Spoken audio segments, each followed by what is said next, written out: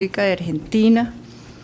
Me permito recordarle a los comparecientes ante la Corte que expresen lenta y claramente su exposición para facilitar la labor de los intérpretes. Asimismo, les solicito que por favor se ajusten al tiempo asignado, ya que tenemos todavía varias exposiciones pendientes.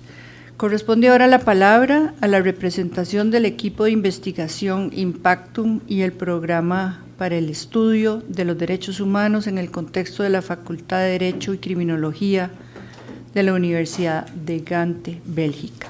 Adelante.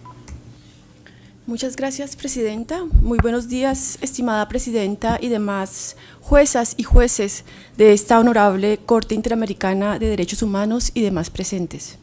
Mi nombre es Clara Burbano Herrera, soy profesora de Derechos Humanos de la Universidad de Gante, en Bélgica, y codirectora del programa para el estudio de los derechos humanos en contexto.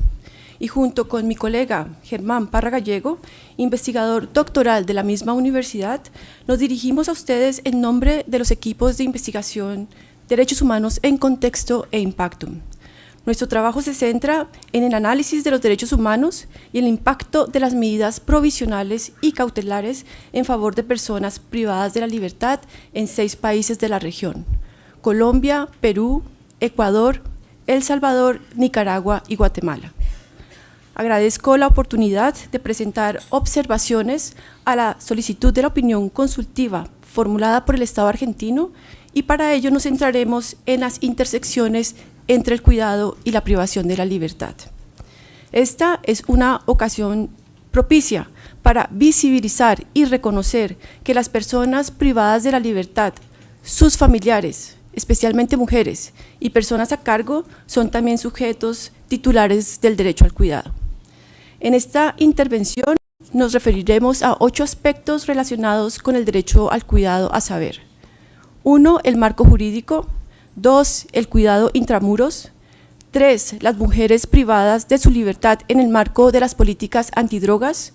4. Las medidas alternativas a la detención preventiva y la pena de prisión. 5. Los programas para la reinserción social. 6. El cuidado intramuros. 7. Medidas para promover la participación de los hombres en labores de cuidado. Y 8. Las medidas cautelares y provisionales. 1. El marco jurídico. Con base en varios instrumentos de derechos humanos a nivel interamericano, como ya lo han dicho algunos intervinientes los días anteriores, especialmente nuestros colegas de la Comisión Colombiana de Juristas, consideramos que el cuidado puede ser deducido como un derecho humano y tiene una relación intrínseca con otros derechos como la vida, la integridad personal, la familia, los derechos del niño, la igualdad ante la ley y la prohibición de la discriminación. Recordamos que el cuidado ha sido recientemente recogido en la Convención Americana sobre la protección de los derechos de las personas mayores. Además, el cuidado ha sido recientemente abordado en el seno de las Naciones Unidas a través de la Resolución 54.6 del Consejo de Derechos Humanos, titulada La importancia de los cuidados y el apoyo desde una perspectiva de derechos humanos. Este documento expresa una profunda preocupación en relación con la intensidad del cuidado no remunerado y su distribución inequitativa, creando desigualdades en el pleno disfrute de los derechos. La resolución menciona de manera explícita a las mujeres privadas de su libertad. 2. El cuidado intramuros. En diversas cárceles y prisiones de la región, labores de cuidado como la limpieza, cocina y lavandería son realizadas por personas privadas de la libertad, muchas veces en condiciones discriminatorias y degradantes y como una forma de supervivencia. Se ha documentado que en algunos casos mujeres transgénero son forzadas a realizar trabajos sexuales para poder acceder a comida, agua y a las instalaciones de aseo. Consideramos que las autoridades estatales tienen el deber de prevenir, investigar y sancionar estas conductas. Además, los estados deben asumir el cuidado de las personas privadas de la libertad.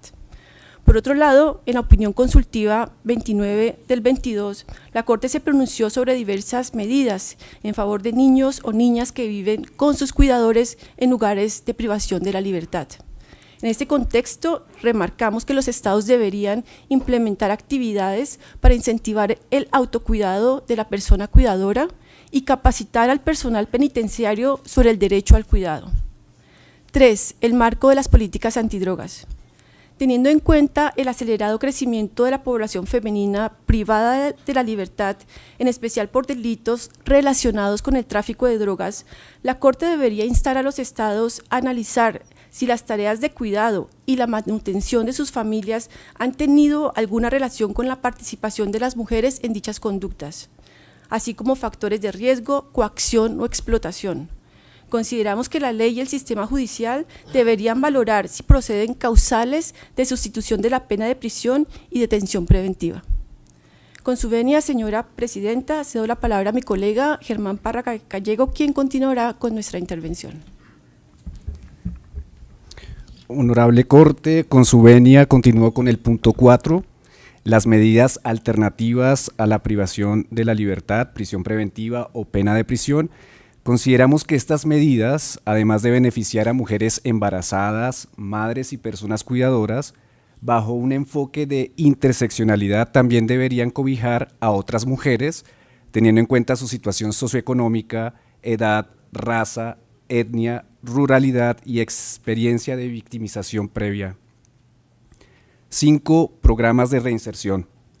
La escasa oferta de programas de reinserción para mujeres privadas de la libertad en la región se enfoca principalmente en tareas domésticas, excluyendo otros oficios y profesiones. Al respecto, consideramos que las autoridades estatales deberían poner en marcha programas de formación laboral en diversas áreas. Además, deberían asegurar la articulación entre las autoridades penitenciarias, los programas de cuidado y las instituciones encargadas de la política laboral y educativa, fomentando el apoyo del sector privado.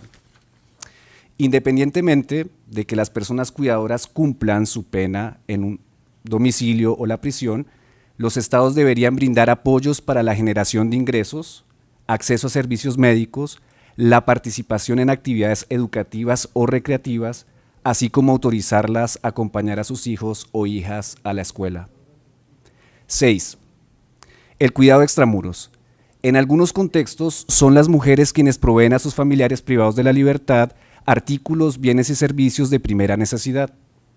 Los estados deberían evitar la imposición de estas sobrecargas y prevenir que las familias sean víctimas de usura, extorsión y corrupción dentro o alrededor de los lugares de detención. Estudios muestran que la detención de personas cuidadoras incrementa el riesgo de abandono, institucionalización, deserción escolar, consumo de drogas, reclutamiento y utilización en actividades delictivas. En este sentido, subrayamos las obligaciones estatales de prevención, protección y garantía de acceso a mecanismos sencillos y eficaces de tutela judicial cuando estas situaciones se presentan. En algunos estados, la privación de la libertad conduce a la pérdida automática de la patria potestad o custodia, afectando negativamente el cuidado y los vínculos familiares afectivos. Remarcamos que estas decisiones no deberían tomarse sin que previamente las autoridades judiciales realicen una evaluación individualizada con base en el interés superior del niño o de la niña o niñe, libre de prejuicios, estigmas y discriminación. 7. Medidas para promover la participación de los hombres en las labores de cuidado. En países como Colombia, Ecuador, El Salvador, Guatemala, Nicaragua, Perú, las leyes penales establecen la detención o pena de prisión para quienes incumplen con sus deberes de manutención familiar. Estimamos que esta medida puede tener efectos negativos en la protección de la familia, ya que siendo en mayor proporción los hombres, los autores de este delito, su detención perpetúa la sobrecarga de cuidado en las mujeres. En este sentido, los estados deberían adoptar medidas para promover que los hombres se involucren en el cuidado efectivamente y garanticen su goce efectivo a la licencia parental, de modo que establezcan vínculos afectivos con sus hijos o hijas de manera temprana. 8. Las medidas cautelares y provisionales. Resaltamos la necesidad de visibilizar, sensibilizar y difundir en formatos accesibles las medidas cautelares de la CIDH y las medidas provisionales de la Corte. Estos son mecanismos de suma importancia para la protección de las personas cuidadoras privadas de su libertad y sus familiares en situación de extrema gravedad y urgencia. Y por tanto, es esencial que se conozcan y se urge a los estados a acatarlas de buena fe. En resumen, nuestros equipos de investigación Impactum y Derechos Humanos en Contexto instamos a la Corte para que en el análisis del cuidado como un derecho humano se incluya la situación de las personas privadas de la libertad y sus familiares, así como a las personas que necesitan apoyos o cuidados especiales. Solicitamos a la Corte que considere los efectos de la detención a este derecho humano. De este modo, honorable Corte, finalizamos con nuestra intervención agradeciendo su consideración y expresando nuestra disposición para responder sus preguntas. Agradecemos a